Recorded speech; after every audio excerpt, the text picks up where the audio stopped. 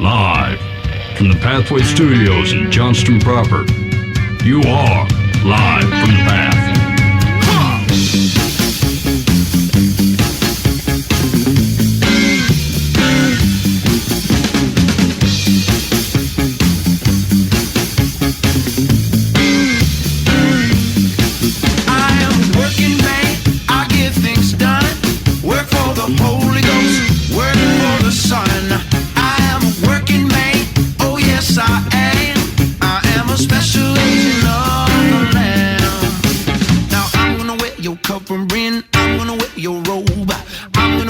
Righteous mane everywhere I go. You're gonna light my candle, son. You're gonna make it shine. You're gonna lead me to. Hey, you're listening to Live from the Path, coming to you from the Pathway Studios here in Johnston proper. Oh boy, it's been a real rickety cart type of operation up to this point. It's been a day. Yeah, it's been a day. So you notice, like, there's an empty chair where Tiny Tim once sat. Mike, where Mike was, he's locked himself out of his vehicle. And so he lives like forever away.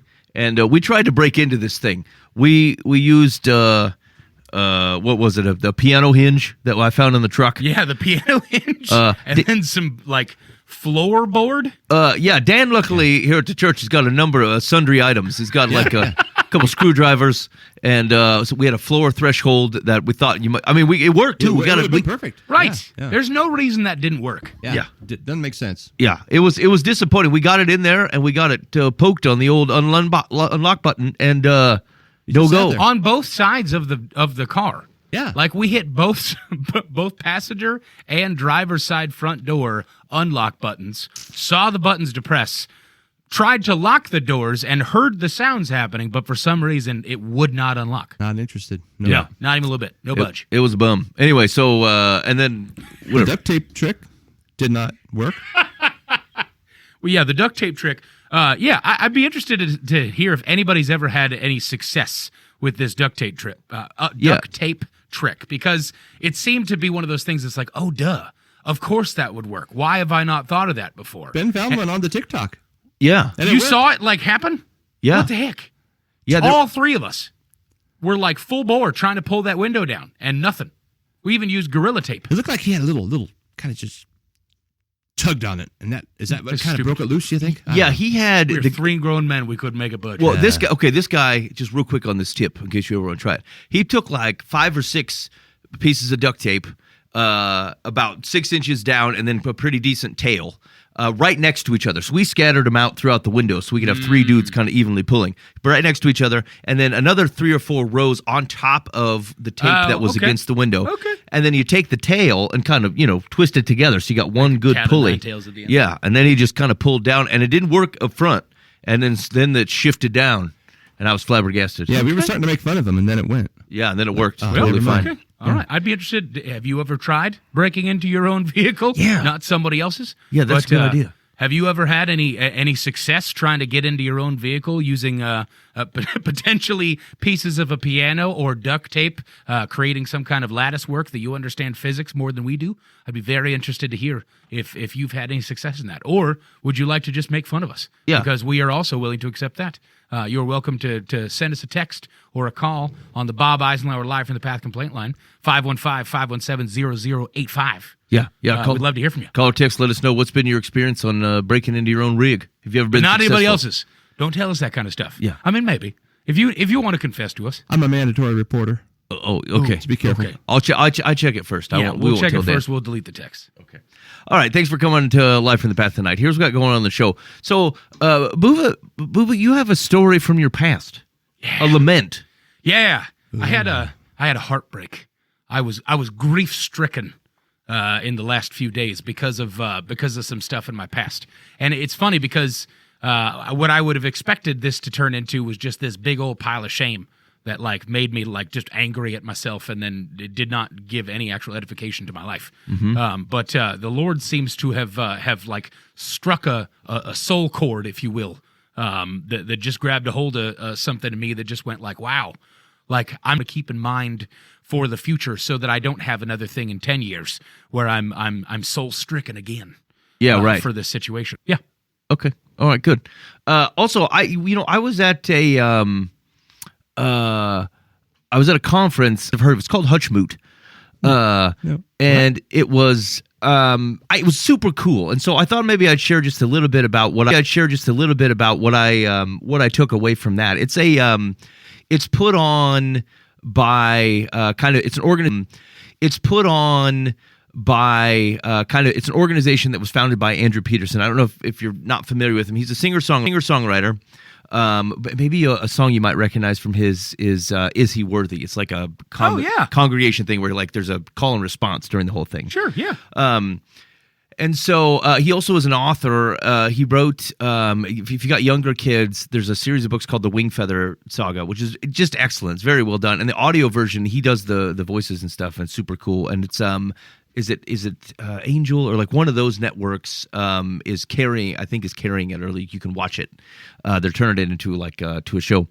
Anyway, it's like an art and music and community and get together, but like it's not quite a conference like how to be an artist. Like it's not that. It's not how to be a writer for your life or something, or like how to write for Jesus. It's not that either. Like it's like a get together of which people they're teaching. They've got sessions. Hutchmoot. Hutchmoot. And it's pretty difficult to get in, to be honest with you. I figured out by the time we got there, because me and my oldest daughter and I went, and I'm guessing there's like 300 people there. I'm guessing there's like 300 people there or so, and it used to be that it maxed out at like 100, and tickets are hard. I'm guessing there's like 300 people there or so, and it used to be that it maxed out at like 100, and tickets are hard. Yeah, like they're difficult to get, but they sell out within like a minute or something once they release them. And then as people decide that they're not going to be able to make it or whatever, like you can get on a backup and pick some up. Yeah. And that's how we got it. Is just someone goes, "Hey, there's 6 tickets available," and I just bought them directly. But anyway, I do have some interesting things that I took away from that maybe I'll share. Yeah, great. Okay, and then we've got some advice on Dear Life from the Path, and I think that might be it. We might cut you loose. Yeah. We'll see. There was an article around why young women are leaving the church, but I think I might wait on that one. Maybe we'll pick that up next week. Okay. So Buva, tell me about this lament. So, within the last couple of days, something just kind of randomly started creeping up in my heart to where, I feel like in my walk with Jesus over the last year, very much has changed, and then even more so over the last couple of months has just been, just awesome, just really amazing. What I'm just being able to watch what God's been doing has been so cool, and within the last couple of days, it just started to hit me that I'm like stricken with grief at how lazy I've been, like at how much time I've spent focusing on me and like what is wrong with me and what wrongs have been done to me and all this different stuff, just so like broken down in shame and guilt and sin. And like I understand that I've had to go through the kinds of things that I've gone through to grow, and I recognize that entirely. But there's just this level of pain that I'm feeling that just goes, man, like I've wasted years. I'm in my 30s now. I wasted the vast majority of my 20s just being so self-centered, so selfish, so like focused on me. And nowadays, the stuff that the Lord does in a day is just astonishing to me. Like it's astonishing to me. Even in little small things that like it's not important to talk about because it's all God's work. It's just great. But like as in the details aren't important to go through right now. But seeing that the Lord can do so much work in just 12 hours of being awake, and it kills me that if I could have spent the last 15 years doing that kind of stuff, like not because I'm trying to count numbers or not because I'm trying to just see a big field of people that I've helped or whatever. No selfish gain there, just sadness and grief. And not shame, thankfully, because it's not like sending me down this sin cycle of going, oh, it's all pointless. I just screwed up the last 15 years. Why would I even try now? Blah, blah, blah. But just, man, my heart hurts. It hurts for all of that lost time. And I think God's, I don't know. I don't know if I said the Lord, plucked a soul cord. I don't know. It just certainly is something that I've been thinking over the last couple of days. And it's interesting because I wish I could go back in time. I wish I could just go back to me sitting in this room 5 years ago and just be like, dude, the second that you start to feel or get to a point where you trust God so much that like every day doesn't have to be a relentless pursuit of safety, that like you get to a point where it's just walking with him. And then you see him move and it's beautiful and it's majestic and it's mighty and it's amazing. Oh gosh, it just makes me sad for the time that I've lost. You know what though? I think what you'll find is, 5 years from now, you're going to feel the same way. Oh, absolutely. Right. Because every time you make a new level, you're like, dude, what took you so long? Right. I've done it my whole life, and yeah. You look in the mirror one day and go, oh man, what a waste. Mm-hmm. And that's the beauty of a patient father. He just, It's true. It's a good guides point. us along and uses us as he can, as we'll let him. Right. And as we let go, he uses us more. And yeah. Yeah, man, it's just been, and that's interesting because it's something that I've said aloud and I've thought many times before that like it's for me it's never been an anger against my selfishness or anything. I'm starting to understand that, but it's always been like, man, I was dumb back then. And it's like 5 years later, man, I was dumb back then. And then 10 years later, man, I was real stupid back then. And it's just been interesting to kind of watch that unfold, if you will, as I grow and I mature and I learn to trust him more. And I learn to just submit my day to him and just be like, Lord, this is yours. Like, I am yours. I am your tool to use and not your will in my life. Just I want to see your will. And then how does my life line up to that? And like watching that kind of stuff move has been super awesome. And I hope that I sit here 10 years from now and say the same thing to where I'm like, man, I barely trusted him. Like I had no idea. I had no idea the kind of things that he was going to do. And he just works in such beautiful ways. Yeah, I don't know, Dan, do you remember any time in your life where you distinctly thought or felt that? Yeah, I mean, multiple times. I'll look back. I'll have some shift of thought or something, and you think, well, what took me so long to get there? Right. I mean, and I've been like the straight and narrow guy, straight laced guy. Like I started preaching when I was 20. Sure. Yeah. Right. I mean, I've done all the right things, and still, I just turned 60 a couple months ago, and I sit there and think I'm just figuring it out. And I'm like, well, why couldn't I have done this 40 years ago? Right. Oh, and it's not regret. It's just like, okay, well, thanks for being patient with me, God. Yeah. I hope you give me another 20 years because I'm really enjoying this. This is so much fun, you know? Oh, that's so true. Yeah. That's so true. Absolutely, man. Like, I mean, years ago, I would have looked at this with just shame. And nowadays, I'm like, oh my gosh, Lord, what you can do in a day. Yeah. Give me 20 years of those days. Yeah. Like, I'm excited to be 15 years from now sitting here and saying the same thing, where I'm like, guess what? I walked obedient. I had no idea what trust and obedience was still. But, like, I started to get a glimpse of it, right? It started to kind of get that just, like, far off understanding of this, and he's just so good and is just man, I'm dumbstruck by it. I think part of it is the longer you are in this in your faith and you're striving to grow, the better you hear his voice. Sure, yeah. Because there's so many voices. You're in your 20s, you hear all these voices. There's the voices from the past floating through your head, and it's all the voices. And you start narrowing those down. Okay, that voice, get rid of that one, that one, that right. one. I know where that comes from now. I'm not listening to that anymore. Exactly. Yeah. And it's like I don't know if we ever figure it out till we get there. We open our eyes. Oh, there you are. It's like and we're done here. But I think that's the adventure. That's part of the excitement of the journey is right. Figuring out how do I tune out all those other voices, and how do I tune in to the Father and hear Him. Yeah, no, and I think that's fair, and that's interesting because the whole hearing the Father's voice thing has been such an interesting thing for me recently, from the perspective of and that's actually a really good way to put it, Dan. There's so many voices. Like, there's so many things. For me, if I ever feel like I've heard from the Lord, I immediately get this rhetoric of like self-doubt that goes, no, that's not what God That's would dumb. say to you. That can't That's be not that. how that works. No, that's just your brain that's trying to make this happen. Or you just put John Goodman's voice in your own head. Like, that's not Right. God. Like, what are you talking John about? Goodman. I don't know. It's the first thing I thought of. Whatever. But like, it's interesting because I feel like I'm at that place in my walk where I'm starting to hear him. Like I'm really starting to be able to discern his voice.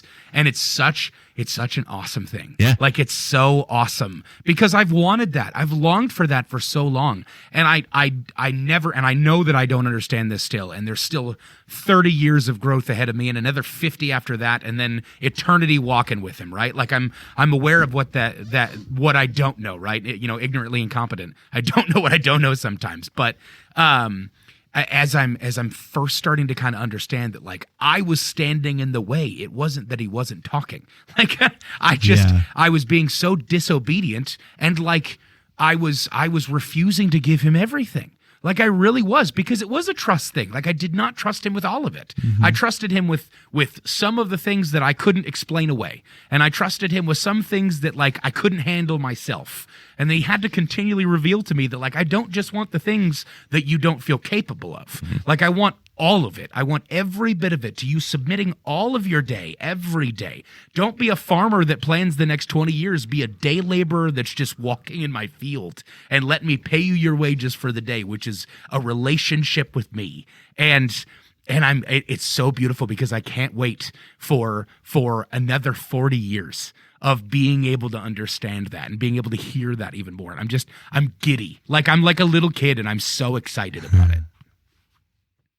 Yeah, I was trying to think that I've had that same thought, and it was around not any particular thing, but more around where I felt like earlier parts of my life I was trying to figure out or acclimate not a measure of success necessarily, but like all the things that weren't following Jesus. Sure, yeah. Which I like, whatever. You have to live there's a practicality to your life, of course. Right. But like, how much time did that have my mind?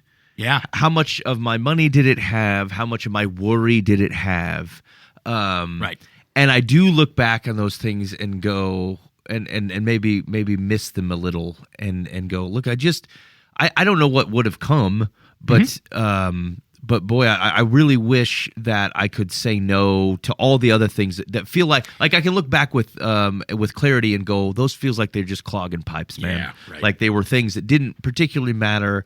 And you know what's interesting though? Here's where the benefit of being a Calvinist is you get the benefit of being able to go, look, all the steps that brought you here were what had to. Like there just there weren't any particular options. Like it's now, and even beyond like a Reformed theology, there is a thought that like, you could only be able to look back in wisdom for having gained it. Yeah. You know what I'm saying? And so and it took these things to have done so, to have gained it and come to the realization, which to Dan's point is why it keeps happening. Like you live another increase my faith and my wisdom. Of course I'll be able to see what I was lacking. Right. You live another 5 years and you go, I was closer, but still not quite right. And if God would give me Noah a number of years, maybe I could actually pull this thing together. Exactly. Right. That's true. That's invigorating though. Like that's invigorating to think that like for the longest time I've been exhausted from the perspective of how long is this life. But like when trying to even walk faithfully with him and like let him lead me and do this kind of stuff, it is completely flipped out on its head to where it's like, oh Lord, give me more time. Like give me more time. Obviously recognizing that it is such a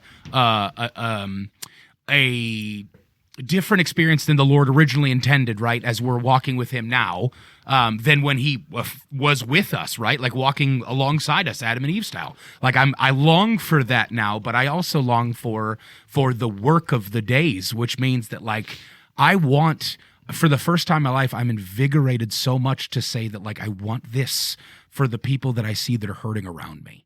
And like, I've never had that fire like that before because like I've always wanted that for the people around me. And I've always thought, well, yeah, the point of this is to get more people in the kingdom. Like, of course that's the deal. It's the good news of the gospel. And I love that. But it's been such a a different experience as that has been like lit a flame in my soul and in my heart that goes, oh no, I'm not just doing this so that you can be at a church next to me. I'm not just doing this so that like I can check you off my box of people that I'm trying to witness to. Like I desire for you to be able to walk in the safety and the surety of faith in Jesus Christ, and like the ability to this world changes when heaven is with you. When Christ, having come down to bring the kingdom at hand, is here. This mortal world changes when it is identified by your name rather than by the lost and sinful nature that we have.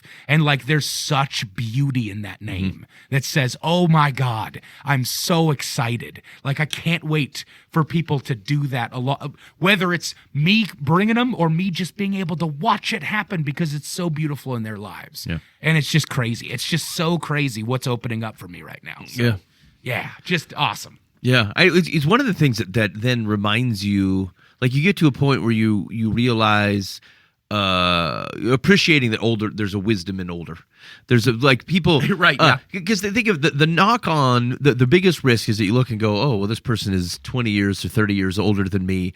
The world has moved on without them. Yep. But like I just said, that most of the thing where I got probably tied up, or at least thought I spent my time with an imbalance, are things that like the things that are changing about the world are the things that are probably not worth all that much keeping up with. No. All the things that I really care about in life, at the end of like that Jesus cares about, that at the my bones I care about, yes, are things that were the same 30 years ago and 30 years before that and 300 years before that. Same God. And so with those things being true, what do I like? I'm missing out. You can often miss out on wisdom. I was listening to some music today, and I was looking a little bit up about a guy who had written the songs, and his first album I think didn't come out or wasn't commercially successful till he was like 35 or 40. Wow. And it made me think that like how many times is the culture being led around by a 22-year-old dude with his thoughts on life? And we're like, yeah, this is how it is. It's not how it is. Yeah. It's not how it freaking is at all. Nothing at 22. Yeah. Right. Nothing. And like, and it's not. It's perfectly great to be 22. Like, Right. like live it. But is that where our wisdom comes from? Is it through the bones of a man who's not seen much? And like some people have totally lived beyond their years. Sure, yeah. Absolutely. But it just made me think that, like, especially for singer-songwriter types, I thought, you know what? That's probably about right. I probably want to listen to this dude when he's 40, not when he's 21. Right. And like one of the things that came out of it, there was that followed kind of the theology of some of his tunes and stuff, and like it's rock solid. The guy's great. But like one of the things that has changed is like earlier in his music, there's kind of a looking towards heaven.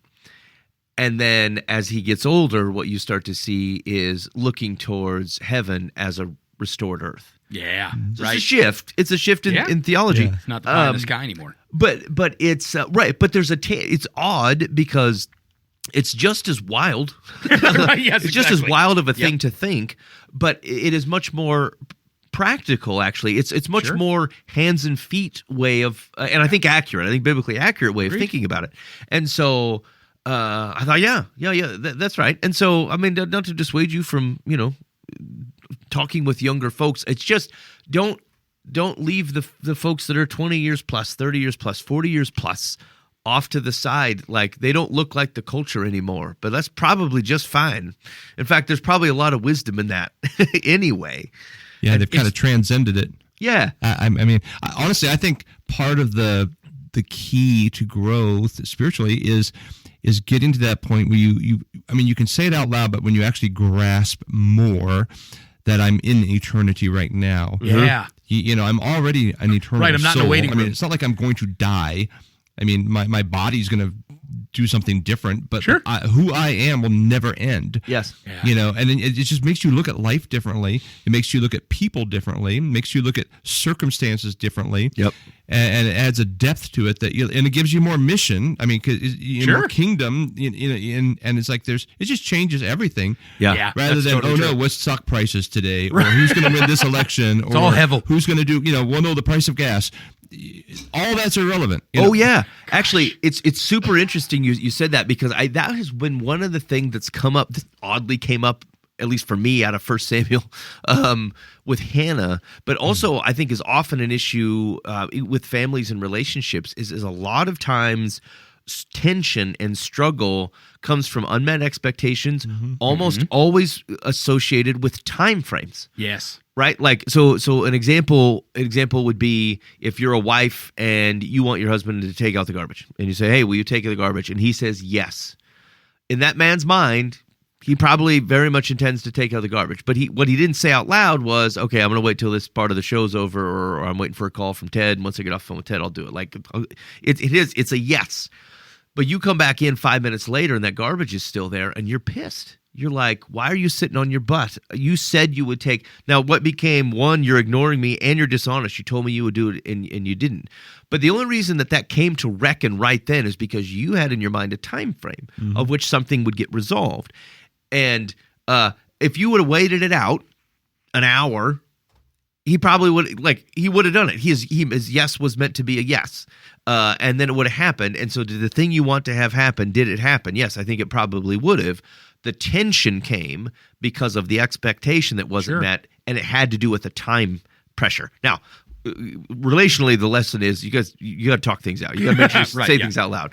And frankly, if 1 hour is just as good as 5 minutes, then what do you care? Then let him take it out in an hour. Right. Yeah. But if you need it done in 5 minutes because you got a bunch of crap that needs to go in there, and you're like, "Hey, can you do this within the next few minutes because I got more stuff that needs to go in there?" Okay, right. But it's a super microcosm. Okay, but like a lot of the times we get frustrated with people on how they're behaving, because it's a how long is it going to take? Some of our hope for people on whether they meet Jesus or not. Like, I've been talking to this guy for months. What's months? That means nothing. Except for you thought of months. Yeah. I understand why you'd be frustrated. I understand that you want what's best for someone. But like sometimes, like where we end up with the anti-James, where you're being tossed around with the waves, it's because you followed a wave when it came in. You saw the second and you jumped on it and rode it, as opposed to staying on the shore going, "Boy, they really go up and down, don't they?" You know what I'm saying? Just a different perspective, yeah. Yeah, and so like it's not that it's wrong to have any sense of time, right? But it is, where I lament, where we get huge ups and downs into the world. It's sometimes because we're following the waves about, as opposed to like having a more of an eternal perspective and saying, "I will not allow my hope to be stolen just because so and so was a doofus today." Okay, I mean, I was a doofus today. Now think about it. This ties into what you started with, Buva. You look back 10 years ago, he's like, "Boy, I wish I would have handled some of that stuff differently." And you just didn't have the wherewithal to do it.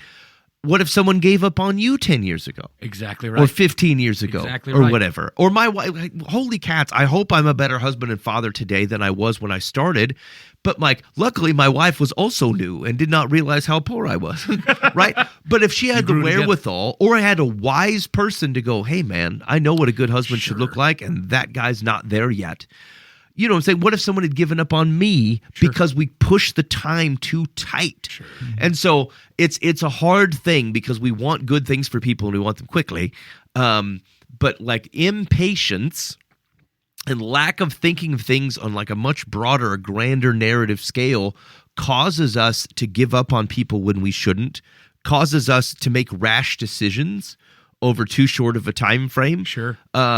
And like even harsh things, like terrible things that happen in relationships or like mistreatment or things like that. Like again, if you're in a moment about something, it's very easy to make a decision that may not have been the same decision you made 6 months from now or a year from now or whatever. And so it reminded me of the 1 Corinthians 13, right? The thing that everybody says at the wedding. And I was reading it this week because we had a choose your own church adventure week at the old house church, and so we stayed home and I just taught something, and I went to that, and one of the things that struck me about that is like we are way underselling this thing. we're like stupid weddings, like this is everybody all the time. Yes, but like the key part of it is before he even gets to explaining what love is, Paul's like, look, if I have all the knowledge but not love, it's nothing. Yep. And like, And so I was ticking through my mind and like, what are the things where I think, yeah, this serves God well? Well, I teach, so I have all the knowledge. I'm like, crap, he even called that one out specifically. like this was the specific one he said not to. Right, and it's like, or like if I was so, you're generous and like, oh, sure, I got 3/4 of my money and I just give it away and it looks very righteous and pious and it may be good and awesome things to do in the world, but if your heart's not right, if you don't love and have, and care for people or kindness. And like then he starts talking about them. He's like, well, what does it mean to love somebody then? Being patient. Well, crap. And being kind and not seeking after your own thing and not being arrogant. And so you think about all those things and then you start chucking through your day and like, what did I consider most important in my day today? Yeah. I got all these things to do. And immediately you should hear the voice of Jesus. He's like, you know what I care most about is how you do it. How are you approaching that? I would rather you get none of those things done today if you're going to be an unkind doing them, if you're going to be impatient doing them.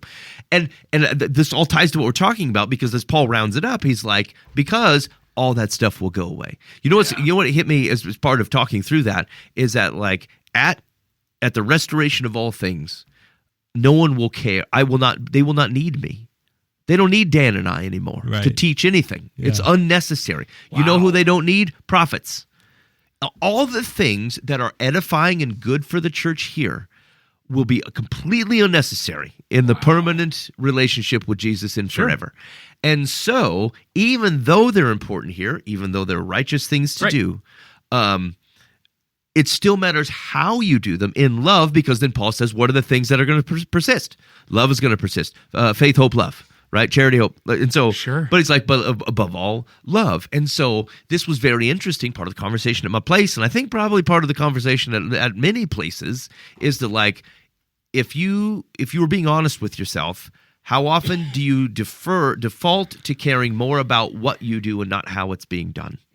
And are you willing to say, I would rather not accomplish or make progress on any given thing if I was not going to do it with the right heart, with the thing that would last, which is how I approached it and how I thought I treated people. And like, did I look kindly? Did I think lovingly about the people before I even got into it? Sure. Not just on defense going, I'm supposed to be patient today, but like, look at the person like you love them and do love them. And then those things will flow out of it. And so I just like so many of our relationship things are just so time pressured, and then they're coming out of trying to accomplish something. We need to be a better family. How are we supposed to do that? Well, we're going to eat dinner together. That seems like a great thing, man. But if you're not doing it with love as your foundation, then like that's not really the thing. Yeah. And so, anyway, it hung with me, and nicely ties into this thing you started with. Wow, man! Oh my gosh, that's so cool. Like that's seriously so cool because it's interesting to me as I think about my own life, and very much like you're saying, like the kind of situations where if people would have given up on me when I was my hardest to love, like I was my absolute hardest to love, I would not be in this room right now. Like I just flat out wouldn't. And it's crazy because this has been so prevalent for me in youth ministry, because very rarely do any of those kids remember a single thing I've said. Like they just don't. They don't remember any lesson I've taught. They rarely remember anything a week later. Like their life is, they just don't grasp that stuff, right? But like I've had kids that I've taught years ago reach out to me just this last week. And like it meant something to them that I was there. That like they did not remember the Proverbs that we talked about, right? Like they do not remember the cool thing that I taught them about Elijah. Like they just remember that I was there. And that's so true for me as well. Like same with you, Dan. Like you were my childhood pastor. Like I don't remember a lot of the stuff that you said when I was younger, but you've always been there. And like that's stuck with me. Same with you, Ben. Like and you and Mike as well has been the things that I've heard from you guys rarely ever hit the mark on like changing my life. But what they allowed for me was when I finally stopped listening to the lies of the world, and the world failed me. Like it completely failed me. I then had to go, even logically go, well, what never did? Like what never failed me? What never gave up? And the answer is God. But the way that he showed me that was very often through people loving me. like people loving me when I felt unlovable. And anytime that I would convince myself of that, logically I couldn't, because I had to go, but why are they still here? Why are they still calling me? Why are they still allowing me in their homes? Like, why do they still show me generosity and charity in moments when I've been disrespectful or have been fleeting and just a fart in the wind, like just flat out truth. Yep. So, wow, what an awesome thing. And as I'm walking right now into work with this particular group of people that are fleeting, like they just flat out are. And stuff nothing hits hard. Yep. And so all they might remember is the fact that like I kept showing up. And it's such a beautiful reminder for me that it's the timeline. It's the long game of like, you guys would have given up if you would have set timelines onto things on me. But it wasn't about the timeline. It was about the love that I was shown, and it played out in God's time. And so just wow, just amazing. Yeah. All right, you're listening to Live from the Path. Thanks for hanging out with us so far. You got any reaction on the show? Hit us up on the Live from the Path Bob Osler complaint line, 515-517-0085. Call or text, and we'd love to hear from you. Okay, I'm going to tell. I won't spend too long on this, but I thought it was interesting, and maybe it's something that'll help connect for some of you guys. So, part of the reason I got on this conference business. So my oldest daughter wants to be a writer, and there is not a lot of. I get real itchy around Christian artist types. A lot of musicians. It just feels like it becomes. Christian music is just a way of which they want to draw glory to themselves. Sure. I've seen it so often. It's not true for everybody. There's some great people out there doing the work of Jesus. But not even just music, a lot of, so because my oldest daughter wants to be a writer, when you think, oh, how do I be a Christian writer? Well, like, I don't know. Like she's like, I don't want to write devotionals and pamphlets. I'm like, I wouldn't either. Sounds like it sucks. It sounds boring. It just sounds boring. And like we're oversaturated with people's thoughts that are just like they believe are uniquely tinged right on top of Scripture. And so, like, I totally get that about her. And frankly, it felt a little disenfranchising to think that it's kind of like the thought that, hey, what will forever be like? And I think if you take out of context some of the stuff in Revelation, that there's just a guy with a overhead projector that's got the words holy, holy, holy on it. And then like next verse, same language, holy, holy, like doing this. And you're like, I mean, yeah, because God is good. But if we're being honest, does this feel like, wow, I want to spend my forever? Not really. And so it's kind of like that. And so I thought there has to be, like, I know there are people who are doing this well. And so we kind of looked around and stuff. And then, like, I think the other problem is also it's kind of difficult to find just artist communities types within Christianity. Sure. Outside of Christianity, there's a wide variety of folk doing art and writing and these types of things. Like where I came up through as an English major, and like just a real wide diversity of thought. Not that, but and not always the thought where I'd like, yeah, this is where I want to spend a bunch of time being shaped by this type of thinking. And so there just isn't a bunch of that going on either. And so we're kind of looking around, and I remembered our family had read through the Wing Feather Saga that I mentioned earlier, and I just remember really liking them, and it's got some very cool Jesus overtones to it. I swear, man, I'm easily brought to misty eyes when, like, from unexpected places, like you catch a Christian overtone. We were watching Signs last night. You've ever seen Signs? Yeah. M. Night Shyamalan? My oldest daughter caught it. And she's like, it's Mel Gibson's in it, and she's like, does he only do Jesus movies? Because he directed the Passion of the Christ, and like, Signs is not a Jesus movie, but like the themes in there, totally. And so, anyway, I'm looking around, and I remember Andrew Peterson's stuff. And so I looked around, and he had created a publishing company called The Rabbit Room, and they're publishing like Christian fiction. And like one of the things I think to take away from it is that like it's not overt. A lot of his songs are, but like it comes from the premise that like God spoke twice. I get to read it and hold it. He spoke, the Bible is him speaking. He also spoke creation. I can look around. And this is the argument Paul is making. It's like, even if you didn't have these things in front of you, God spoke and you can see it. Sure, yeah. And I think about that when you're talking like, how did God speak? Well, he brings people to speak to me. Like, he's speaking. Yeah, and so I gotta be careful. You can obviously take that wrong and do bad things with it. But in generally, there's like, as you think about, can you be a Christian and be an artist and not have a cross in every painting? Well, of course. You're delighting in the things that God has done. Yeah, sure. And so there's a freedom in that, and thinking like, well, can I write for Jesus without being a pamphleteer? Yes, of course you can. And can it be children's fiction? The lead speaker at this thing was the lady who wrote, I think it's Catherine Patterson, The Bridge to Terabithia. You read that? She was there. This woman, funny as heck. She's like 90 plus years old. That's amazing. And she was talking about wonder, just like the. How do you cultivate one? She's like, why? Like this? Why I write for kids? Kids could still have some wonder in them. Yeah, that's so cool. And there was actually one of these. I don't remember this from the story, but she gave an example from Charlotte's Web. And so Charlotte's Web is, like the spiders writing the words to describe the pig in the web. And there's a scene in the book where this has happened multiple times, and the lady goes up is talking to her doctor or something, and she goes, "That's just wild. It's wondrous. I can't believe all these things that these words that are showing up in the spider's web." And the doctor goes, "I can't believe the web at all." Like, being able to look at a spider's web and go, wow.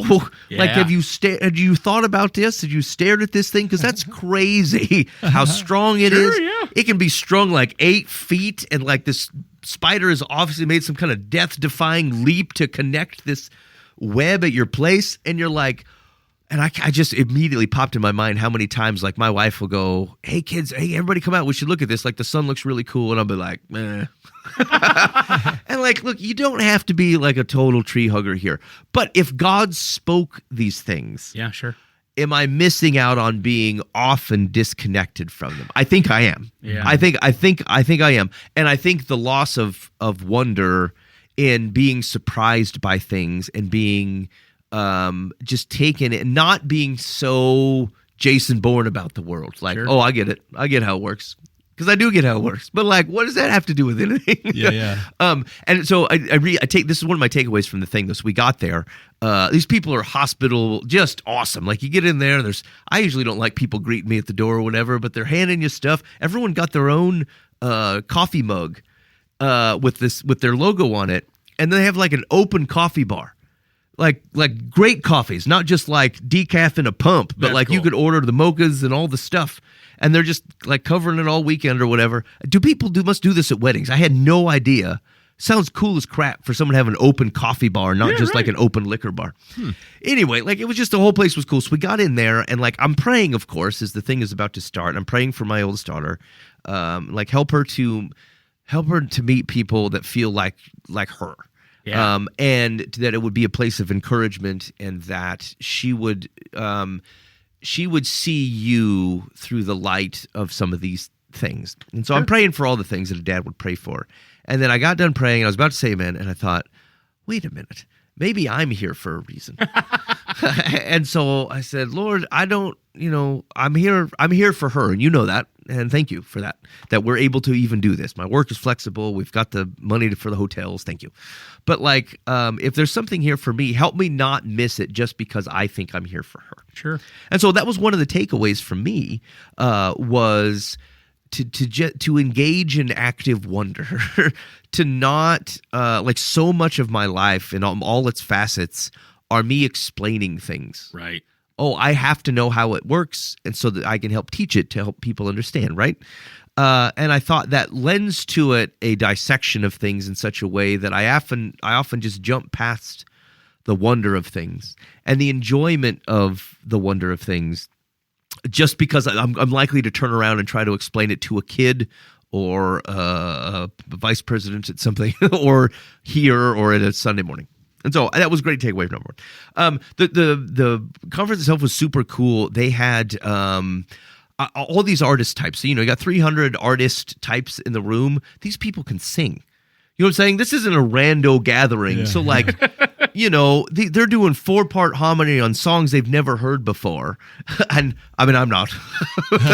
but it was so cool. And like, I had not heard almost any of the songs that they did. Almost none. And I mean, I wasn't like whistling in them later or anything, but it's like hearing, I think about like some of the hymns and some of the songs that they were singing as I think about poetry.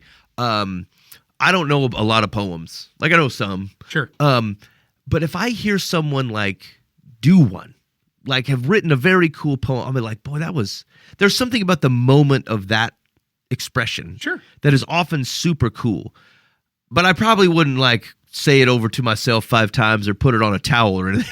Like it was, but like just it's a moment of an exchanging of words and ideas in a fresh way that hits you in something that you probably would have agreed to on a test, but it wouldn't have stirred your soul. And like there was so much of that was super cool. And like I'll tell you this there's a lot of singer-songwriter types at this thing. There's a reason singer-songwriter types don't have hits on the radio, because they use obscure references that nobody recognizes. They're like, I was at the 76 on East 22nd. I'm like, no one's been there, dude. So there's an earnestness to it. There's also like a melody thing where like, if you listen to all the songs on the radio and then you listen to a song some of these fellows have written, it just fades away at some point or like goes to a weird spot where like, that's not super singable. But that's what makes them singers. They're just very earnest singer-songwriter types. Yeah. And so I was listening to all this stuff and like there's poetry happening and hymns happening and all this kind of stuff in there. And it made me realize how much I love that stuff. And I have not, like one of the things that occurred to me is I have not picked up a fiction book that I've read all the way through for probably 15 years. And some of it's just practical. It's just practicality. Like I just don't have a lot of time for reading. And if I'm going to read something, Dan, you know how it is. Like we're in 1 Samuel. I'm probably reading 1 Samuel. And like even my Bible reading doesn't much go beyond that. I'm focusing on the thing that I'm going to teach. And it was like one of the takeaways I had at the final day of this thing, they had brought in as a dramatic reading of a conversation between C.S. Lewis and J.R.R. Tolkien. And it was a hypothetical view of like their final meeting. I don't know if you know like much about those guys, but like they were together at Oxford. C.S. Lewis was not a Christian, but he was in this writing group, and through the influence of Tolkien, he becomes a Christian. He's like wrestling with Jesus, and like some example that Tolkien gave as they were out walking, just like, oh yeah, I get that. And like he'd walked away from the faith because his mom had died young. His dad was not very good. He had seen like some of the horrors of war and like seen his best friend like that he met kind of in the army or whatever get like blown up in front of him. And he's like, I just can't. There's not a God. There isn't. I can't. It's not believable. So anyway, he comes to this through these guys, and then they're part of a troop of guys who are writing and helping, encouraging each other and stuff. And like, Lewis provided feedback on the Lord of the Rings, and Tolkien didn't actually much care for Narnia. He thought it was like shallow, and specifically, this came up in like the reading, was upset that Father Christmas shows up. It's like it's a whole nother world. Why would there be a Santa Claus? It's like and so anyway, they were great friends, and then they drifted apart and actually had a pretty hard break because C.S. Lewis marries a woman named Joy. Joy is from, I think, South Africa or something like that, and divorces an abusive man and has 2 boys and ends up in England, and they get married, and Tolkien is a Catholic, and so he's like, well, it's wrong. Yeah. And he wouldn't refer to her like using her name. He would not acknowledge her as a spouse, and it caused a great rift between these 2 men. And so anyway, they had this dramatic reading. It was very cool. I've not seen anything like it's kind of like a play, right, with like a bunch of dudes in there, and like they were using highfalutin, almost British sounding academic accents, and like just the words and the repartee. It was delightful, and I thought I love this. And my daughter kind of had a similar reaction. She's like, I don't, stories are stories, but like, I just like the words. I like the words they're using. Sure. Like, it's fun. I wish I could write a whole book that had just like them people talking that way. And so anyway, the whole, I would say as a whole, like my takeaway number 2 for the weekend was like a continuous expansion of what it means to me to serve Jesus, to love him, to delight in true and good things. And there's been part of me where I didn't intentionally go, it's not technical biblical commentary. It's not of the Lord. I did not believe that at all. Right. But what I did realize, though, is I did not make any time for, again, wonder and delight and the humanity that comes through people telling stories.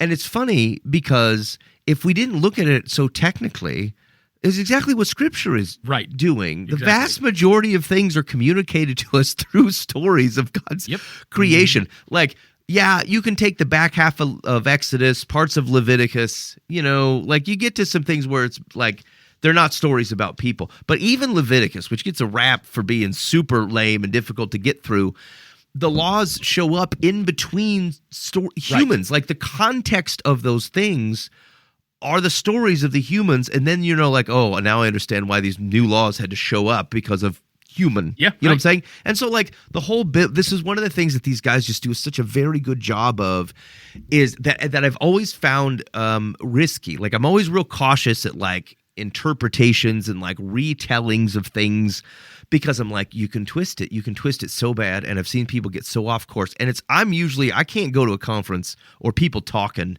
without just, like, my radar is up, and, like, I can hardly enjoy anything. Sure. It took me about 2 hours there, and then it was just like, this is a safe spot, man. Like, these people love the Scripture. They love them. They delight in them. A lot of one of the sessions I went to was a guy talking about the theme of like floods throughout Scripture. And like the reason it fit the conference, I would study that, but it fit the conference because, like, it's a narrative thing. Like, it's just, like, you look at how cool Scripture is laid out, and we do it a disservice at reading it too technically, too wooden. Sure. But again, I've always pulled back from some of those things just because someone's gone wild with it. It's the same, but like, it's the same category as people mistreating miracles. Just because some doofus is out there going to mistreat it doesn't mean that it's not happening, And so, anyway, it was a great encouragement to me. I think to make sure that I'm not unintentionally walling off wonder, because again, if I'm approaching the Creator of the universe and there's not a wonder to it, then I'm missing out. And I do think one of the things where people have sometimes a hard time with their relationship with Jesus, not like willingness to be obedient or something, is like we lose a little bit of the sparkle, the things that children come like Jesus would say. You know what I'm saying? So that was the second one, and then I'll wrap it up. This is the third one. Everything I was hoping would be true in our experience was, and like my daughter and I are both I don't know, more introverted folk. Sure. And in fact, a lot of people are. They know who they're talking to here. That like a lot of these people are going to be introverted type of folk, and so they were really intentional about trying to help people, interact with each other and stuff. We met some super cool people, and like I think everything that I was hoping that she would get out of it, she did, and so that was exciting. And then just one of the things that I personally walked away from, in addition to the stuff we already talked about, was about creating things or making things. And I thought, if God is a creator and we are made in his image and likeness, then it would be surprising if it wasn't part of our nature to create, to make things. And it doesn't mean you got to be like a whittler, a woodworker or something. But it's like of your mind, of your hand, of the things that are in you becoming a thing that is external that people can otherwise see and do. And I thought, those things aren't. I'm just thinking about the fellas around me, and I'm not sure that we would celebrate those types of things. Like, it would almost be like, hey, look at the shelf I made. And you're like, okay, dude. Like, I don't think most of the my friends would show me, because they'd be like, why would this guy doesn't care that I made a shelf? Yeah. And I was thinking about like a few friends of mine. There's a guy who's like he's a good woodworker. He makes tables and stuff. And I thought, I'll probably check up. I see him every couple of weeks. I'm like, hey, how's your Bible reading going? How's things going on in your family? But like, I don't know, man. You making something with your hand? Like, let me see a table. Let me see that table you pulled together, my man. That's cool. people who take photographs or people who paint pictures, or people like I was thinking about my how I spend most of my day at work. Like, I don't make things. I'm just pushing information around, and it's not this righteous work, I guess. But like, is my life even set up in such a way that I have a chance to reflect the Creator in me as somebody who creates things? And I can't land it tangibly, so maybe you feel free to ignore. But like, it feels like we might be missing out on some experience of life if we do not have outlets of creativity and things that you make. And it could be you make dinner. I was going to say, yeah, that's me. It could, right. And cooking. But it's not, but like, there's an element to it that's like I made garbage and I put it out on the curb. No, not quite. That's not what I mean. I don't mean like what's left over. I mean an intentional thing. And so maybe not every dinner is this. Not every photo you take is this. Not every practical, like, things you do during the day has to be this. But like, you know, I wonder if there's something about making sure that there is time in your life to be able to do something that feels like out of the innards came the outards, and create like our Father does. And I don't know anything else more tangible to it, except for it feels like that's the thing that we refer to him as, is this. It can't surprise me that we are made for that, and that everybody in some way or another is likely made for that in some way. And so what I realize is that, like, I don't think I have any avenues of which I am actively encouraging that, or even thinking about, if I give most of my week to not that, do I need to be more intentional about finding space to do that? Something like that. And again, it goes in with the first thing I was talking about, which is like, oh, I made sure to take some time out to, I don't know, make a bowl or something out of my lathe if I had one. And you were like, well, I mean, aren't there plenty of other righteous, like Jesus, things to do in the world? I'm like, maybe we've drawn a line too firm in places of what is or what is not following, or what it looks like to follow in Jesus, to delight in your Creator. And again, this is coming from the heart of people and of me, who's not like, I want involved in every thing that Jesus is doing. And so I'm not like, I want to make a bowl, I don't want to serve the poor. It's not it at all. Right. But like, what life am I calling people to delight in? Right. And am I, and like, those are like that type of thing. You don't need money for that. There's people, and frankly, Dan, it made me think of some Zimbabwe folk, and it made me think of some other folks that we saw in Ethiopia and places like that, where you're like, where is this joy coming from? These are people who are like, out of nothing, are creating games to play, or will draw a picture in the sand or in the dirt and bring other people like, look what I created over here, and then much more of their lives ends up being things like that out of poverty than the nothing that I'm doing in my excess. Yeah. And I'm like, like, something seems right about that. I just don't know how. I don't have a finer point to it. But anyway, that was the Hutch Moot. It was very, very cool. And like, there was a vibe about halfway through, last anecdote, about halfway through, I thought, this feels like Bible project-y type of stuff. Like, feels like these type of people. Like that, like these folks would know each other. And so I looked it up, and like, they had actually Tim Mackey had gone in from the Bible Project, and they had a Hutch Moot over COVID, and like, he had given one of the talks. I'm like, well, that's super cool.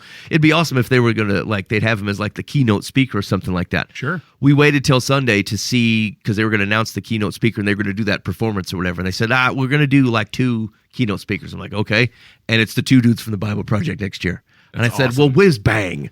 Now I don't know. I feel like I got to go back, but the tickets are hard. I was going to say, you better peruse that website the second it all I know. I'm going to be there clicking at midnight or whatever. There's people who are like, hey, it's been going on for like 15 years. And they said, like, I just got back after like 5 years because we had a hard time getting the tickets. And they fed you every meal, breakfast, lunch, dinner. And like, it had good gluten, like tolerant type of options for people who needed it. And like, the guy who did the cooking would show up and tell some kind of story from his childhood before every dinner. And then if you listened, you would hear he would talk about his experiences, and then foods from that story was what he was serving. That's so cool. The whole thing was super cool. I was impressed, and it was something where like, it just felt like a very hard mix to find is artistic people who revere scripture, who can be trusted to like tell stories the way God, like that feel like God's heart is in it, and use what are artistic liberties, but they're created faithfulness. And to find those people who just like, it was everything I was hoping that it would be. I was super glad for you, man. That's amazing. So anyway, I'm sorry. I know you guys are listening, and that maybe that feels a little bit like a dude sharing his vacation photos. I was hoping not to do that, but like it was just it was a powerful thing. And so what my other encouragement is that like if you're not finding it in your pockets, there are people probably doing art in a way that is faithful to Jesus. That may not like don't give up because I actually like the number of people who performed there. I thought I like this music. I just flat out do not like most of the Christian music on the radio. I don't like it as music. Yeah, it's noisy to me, and I feel like such an old man. Like I'm like, but it just feels like no, like as I'm guessing my parents might have heard Nirvana or something. Sure. Like you would have heard that and like this is just and I'm listening to it. I'm like, yeah, sounds like Righteous to me. Is what modern Christian songs sound to me on the radio. They just sound like a wall full of noise. If you find the same tune and the guy performed it like acoustically, I'm probably in. But like listening to people write everyday songs that recognize the goodness of God and that, but also have to raise their daughter, and those like very again singer-songwriter-ish stuff. I just felt like I really connected with them in a way that like felt like connected with God through those, as opposed to like a prescribed worship number. And so, and I felt I'd almost given up on that. I thought like I'll always have to go. I'll skip it. I'll just read the psalm myself, or something like that. But like I was very glad to find it, and lots of literature and people who write good devotionals and all kinds of fun stuff. So anyway, it's out there. Any questions or whatever, feel free to hit the complaint line 515-517-0085, call or text. Thank you for sitting through my vacation photographs, but hopefully that's encouraging to you in some way. That's awesome, man. Thank you for sharing that. I really appreciate all that. Okay. All right, you want to do... Let's give out some advice. All right. Dear Live from the Path, my 98-year-old mother has spent the last 8 years in a nursing home. My siblings and I placed her there when her health declined to a point where it was no longer safe for her to live alone. Her mind is sharp, but she has a hard time getting around and caring for herself. She has made friends there and is loved by everyone who meets her. I live 65 miles away and visit her every 2 weeks. My brother lives several hours away and tries to see her every 6 to 8 weeks. My sisters live closer and visit Mom often. Mom enjoys these visits. The problem is the 8 grandchildren. Most of them live nearby and are either too busy or say they can't stand to visit Grandma in the home. The ones who live farther away hardly ever call. My siblings and I have tried dropping subtle hints by telling them how much a visit would mean to her, to no avail. My worry is that someday they'll realize the mistake they made by not visiting her while she can still carry on a meaningful conversation. Mom never complains, but she has said she'd like to see or hear more from relatives. Why is it that people always have time to go to a funeral but don't take the time to visit someone special while they're still alive? I hope my letter convinces someone out there to find time in their busy schedule to visit a person in the nursing home. Yeah, I mean, you only have to go to the funeral once. So, I mean, it's not quite fair. I was saying. I thought that one was going to end in a question of advice. Apparently, that one ends in just hope my letter helps out. I don't know, Dan. What do you think?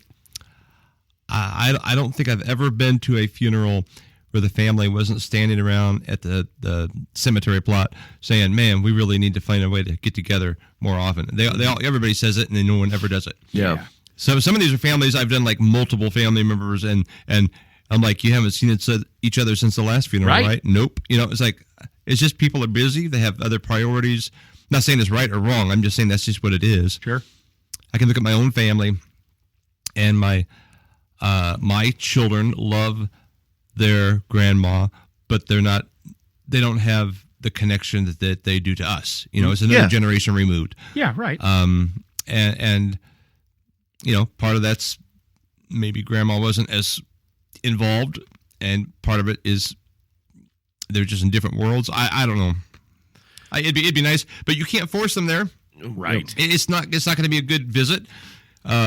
It's not going to be enjoyable for either of them. Yeah, I am cautious here, I think, in I'm trying to think of the right way to say this.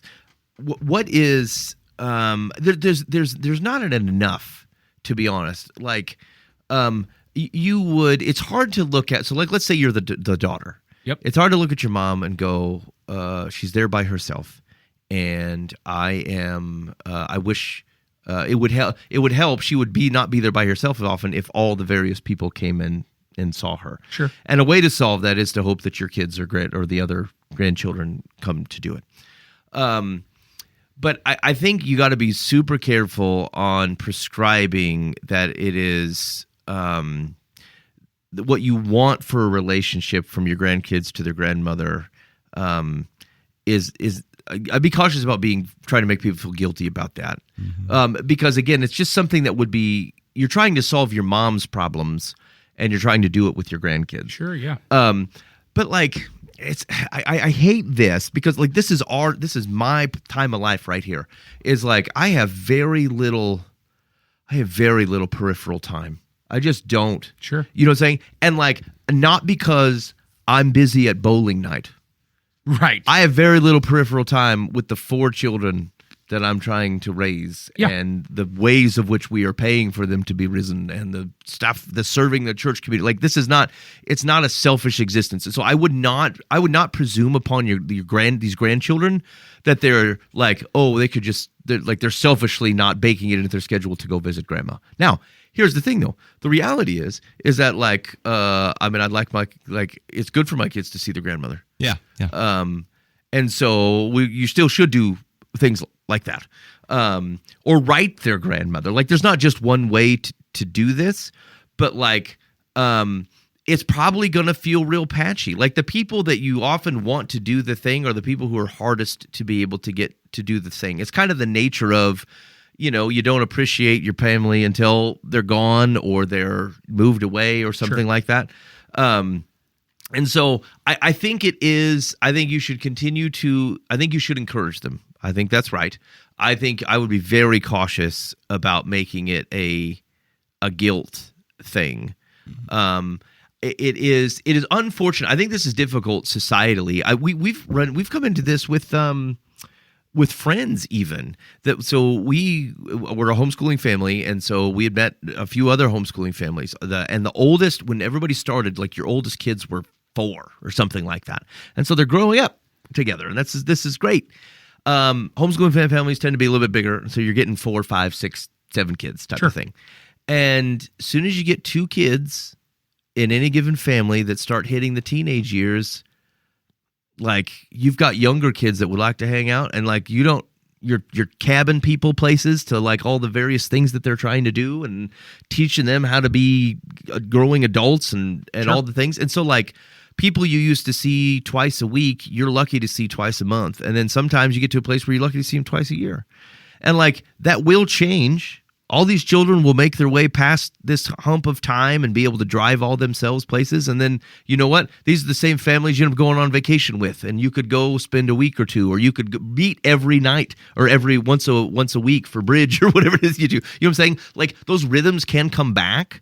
But like, there's just a core part of life where it is just very difficult to do consistent things with people that you want to, because everybody's lives get real goofy. And so I don't think that's a reason not to go visit grandma. I think they should visit grandma. But like, what is different for you, if I'm just was doing some rough math in my head. We said, did it say grandma was like 80 something? 95. Oh, okay. She's 95. So like the daughter's probably 65, 75, somewhere in there, right? And so the kids are probably, at their youngest, you could be 40 to 50 or something for your grandkids. And so some of them, it just may be hard. It may be hard to do it.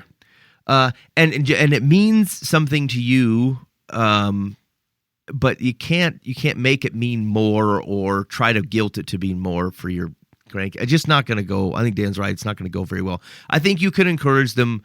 But people can also tell when you're laying it on thick. I'll give a personal anecdote.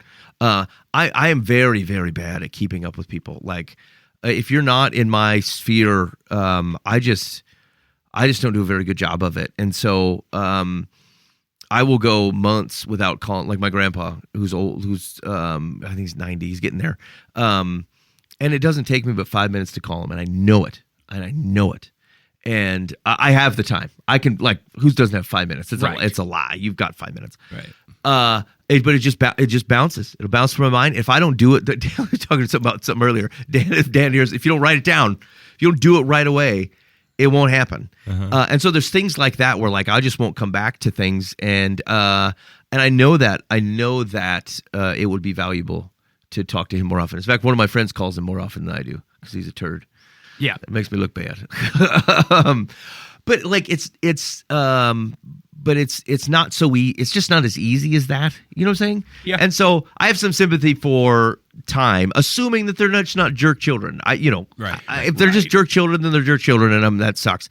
I think it's right to continue to nudge them. It's right to continue to try to remind them. But here's the thing: a lot of things that you're saying, you're going to regret X, it just never hits anybody.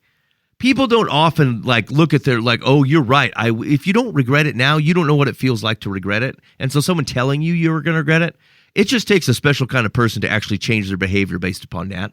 Yeah. And so I just don't find it particularly effective. Try other ways. Sure. Okay.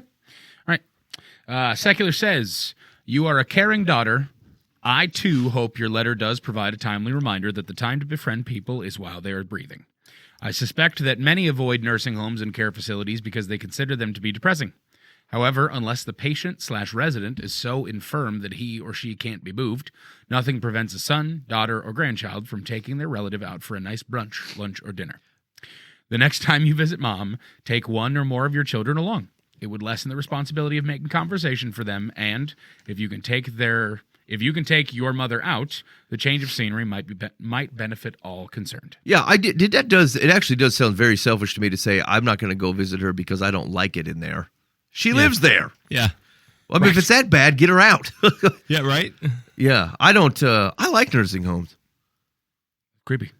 Is it? Yep. I like it. I remember my great grandparents. When I was little, we would go with them, and they would. He would preach there.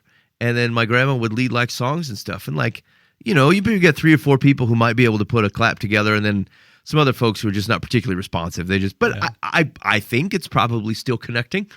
Yeah. And I think it is a great. I don't like societally. Oh, sorry, we meant to say this earlier. Societally, this is difficult because of how far spread out we're able to be. Yeah, right. It would be different if your grandparents lived in your house. Right, exactly, yes. Or in your village. That's what I was thinking or too, something. right? Yes, they're in the upper room. Yeah, and so it is. When I was giving that friend example, we were oh man, shouldn't you be able to maintain be able to do a popular Christian thing to say is to do life together? I'm life might be 20 miles away, right. and not with the same groups of people doing the same types of things, and it's a nature of how we live. And unless you're willing to do the commune, you have to be a little bit gracious with yourself about what it means to do life together. It's probably not the same thing as the first century.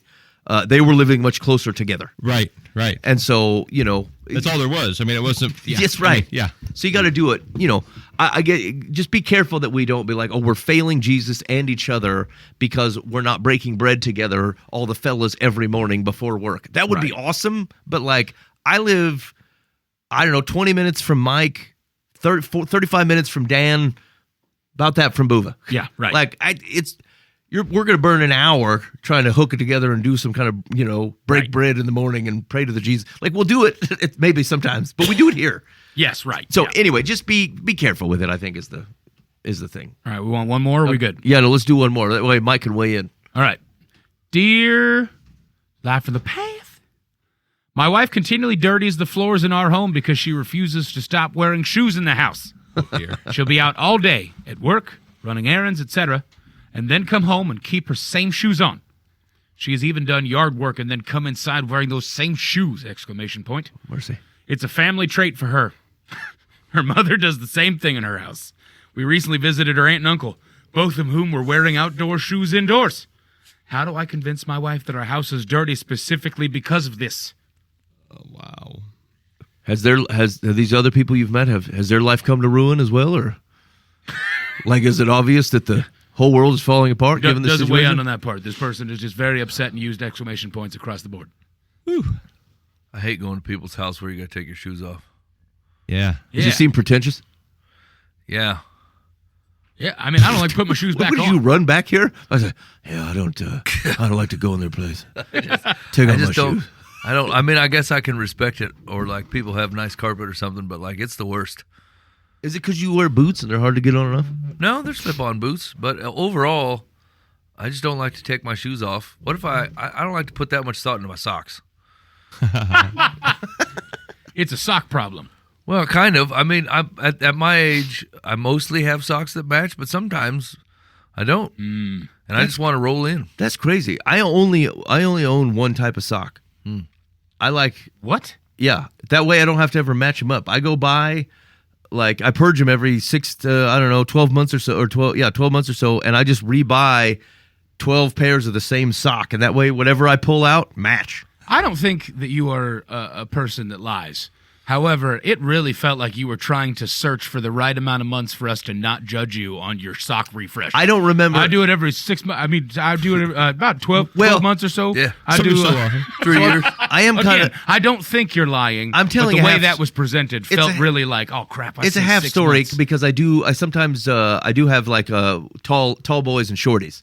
Yeah. Those are the same. What's it, shorties? Because I don't look like a real. I wear dark black socks, and so I don't want to wear knee highs on my shorts when I'm out running or something. Oh boy. I look like a real Poindexter. I've done the same thing in the last few years. All of a sudden, like Yeah. I now do it like on Amazon. That way I can see what I ordered last, and Yep. I just order it again. Because I used to try to do it, and I'd go to the store, and I'm like, I don't. There's a stripe somewhere or something, Yep. or on a toe, or I don't know, and they'd always mismatch. Like, I did it wrong, and it's been like, yeah, I What a life hack. Speaking of that lamentation of my previous lives, Yeah. there was Yeah. a point in my life that I honestly thought that the pinnacle of luxury was never wearing the same pair of socks twice. ooh. And so I would buy socks, I would wear them once, and then I would donate them and go buy new socks. Oh, wow. And now let me tell you, I did not have the money to be doing that. Yeah. I never heard of such a thing. But I did. Yeah. How dumb is that? I don't know. I bet it felt real good though. It was great. Fresh pair of socks Frickin' is great nice. every single time. Never putting a pair of socks on again. Yeah. Oh boy, now I try and follow Jesus. Yeah. Okay. So where can you sympathize with this man? It seems like he might be Can't. the one cleaning, and so Yeah. that sucks. Like if you're like constantly seeing dirt on the floor and having to clean it up every time she walks around. Now, I'm not saying that's not a him problem. That he probably just needs to be like, I mean, I'll do that once a week, and I'll take away most of my pains here. I'm just gonna just a quick story.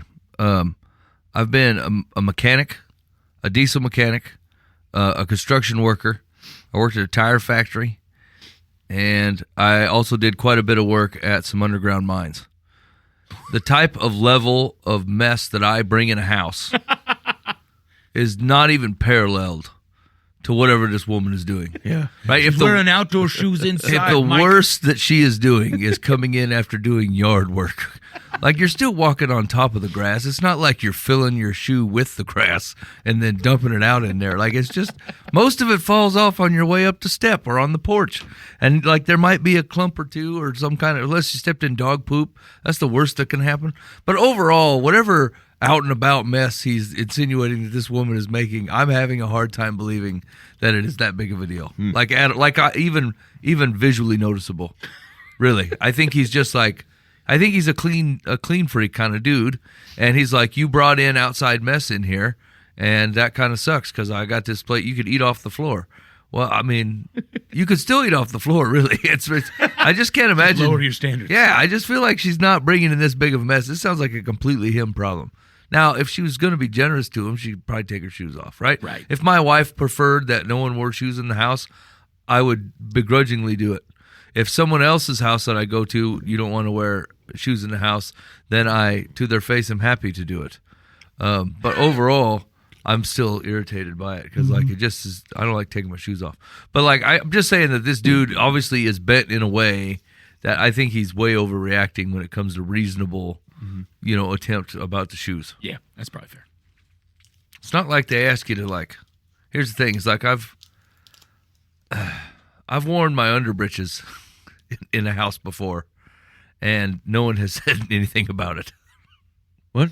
What? What? What kind of story is What does this? that even mean? I would hope that you've worn your underbridges in your house. Wait, you walked into someone's place wearing only underpants? Yeah, What? Yeah, and it went completely unnoticed because they were more like shorts.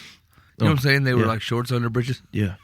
Yeah, I'm pretty sure they just didn't want to say it out loud. Yeah. Yeah, I think that guy. I think they noticed. wearing his under bridges. I don't understand who I've surrounded myself by. Sometimes I think this is a good choice that I've done for the past 15 years coming up here.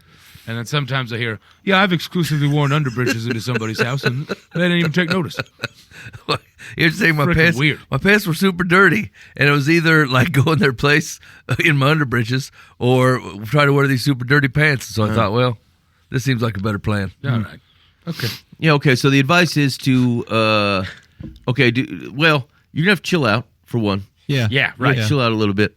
Get a Roomba. Yeah, I think getting a room was a great idea. Yeah. Yeah. Hey, I sweep this floor all the time. And this sucks. We should Well, stop. Get a robot. Yeah. Yeah, exactly. If you cannot compromise to not sweep it but once a week, get a friggin' Roomba. Now, once a week, I mean, there's no way. I think it's got to be a mop situation. Like the dude that I'm just Roomba telling can you, mop. like I can walk in my house after a regular days of work, and you can't visually see that I've left anything in my house on the floors. Yeah. So he has to be worried about it on a microbial level. Yeah. He's a Lysol dude. Okay. They do make a Roomba mop. Yeah, that's what I was saying. I saw that in the Costco catalog today, and I tried. My wife is generally not on board for this type of thing, but I think she might agree. I know a dude Really? that's got one. Problem is you have to refresh the water. So you either got to hard pipe some water in there, and then either you got to dump it out, or you got to hook it up to some plumbing so it basically like flushes itself. Oh, it'll why I should not have this drop stuff. it in a drain. And you fellas used a bidet. No. In Japan. That's a yes then. Yeah. Ben? I just mean under the most I ridiculous tried- of circumstances. I tried to use it in Japan. I was at the Nagoya airport, Yeah. and I tried to give it a squirt fresh, and I wasn't working, or I don't know how to use it. You should have never said those words. Wasn't working. Like you just waited and you're like, Yeah. well, Wait, did you have the one that had like 58 buttons on it? Yeah, Like yeah, the it was heater it's and the- complicated. I thought I was hitting it to give me a spritz, and Right. nothing sang you happened. a song? Sorry. Wow. Why do you ask? I don't want to know. Okay. You think about getting one? I mean, they make some. I was looking at prices of just the seat or like getting a whole rig, but I wasn't willing to go in full bore on the rig. Hey, you know, what'd be awkward is when you buy a bidet at your place, and then suddenly certain people start coming over more often, and you figure out that they're just there to use your bidet. Gross. Yeah. You would think about them differently. Also, like the hot water at my house takes good Takes a bit. 30 seconds to get up and rolling. 30 And so is I think I would end up paying for the electricity to heat the water, and then I would still be getting a cold shot Oh of yeah, whiskey you got to do a tankless water if you're going to do a bidet. up the caboose. Yeah, I mean, I have a I don't tank. think I want cold waters. Yeah, Yeah, it just doesn't sound good. Yeah. I mean, that's not luxury at all. That feels like the opposite. It's, Poseidon's kiss, baby. yeah, Is it the same? it's like Abu Ghraib in there. It's like a half enema. All right. How Secular much, says. how much can you turn this thing up to? Did we close that? Is Abu Ghraib still open? I'm pretty sure it's closed. They're not going to tell you if it is. That's true. That's not something they'd be like, well, we it's- reopened it. It's closed. Wink. I thought it was closed, but we got an order for 30 cold bidets. We knew what was happening. All right. Secular says, oh gosh. According to the August 2024 issue of Consumer Reports, half of household dust is tracked or carried into homes from outside. The soles of our shoes can also carry viruses What? as well. Hold on a minute. That can't be passed. Why isn't all of it? Like what? Doesn't all dirt come from outside? No. It comes from your dead skin follicles. It's not dirt. I mean, it's pretty much the same. Excuse me. All dust comes from outside. No, dust is the No, dead dust skin. is dead skin. Yeah, that's true. Dirt is not dead skin. Now, when they clean out that, by the way, it's a sham. People cleaning out your ductwork. That's not a real service. Really? Yeah. What do you mean? What's coming out They of suck it? stuff out of there. It's a gypsy wagon. They bring the problem and the solution in the same van, and you're lying on them to prove that they did their job. Oh no, I bought a camera from the Temu on an extendo thing. It was like 500 foot of cord in there. I can look at my own ducks. Yeah. You want to borrow it, Bula? The soles of our shoes can also carry You viruses. could use as it well. to see how well the bidet did. Okay, Boob, you can't borrow anymore. Never mind. It's a personal camera. If they sold it as a bidet inspection camera, I would say no thank you. Oh man. The soles of our shoes can also carry viruses as well as other unhealthy and unpleasant substances. Instituting an indoor/outdoor policy might help to keep your house cleaner, but the habits of a lifetime are hard to break, and your wife may have trouble changing. A workable compromise might be to have a doormat outside for scraping dust and debris off shoes.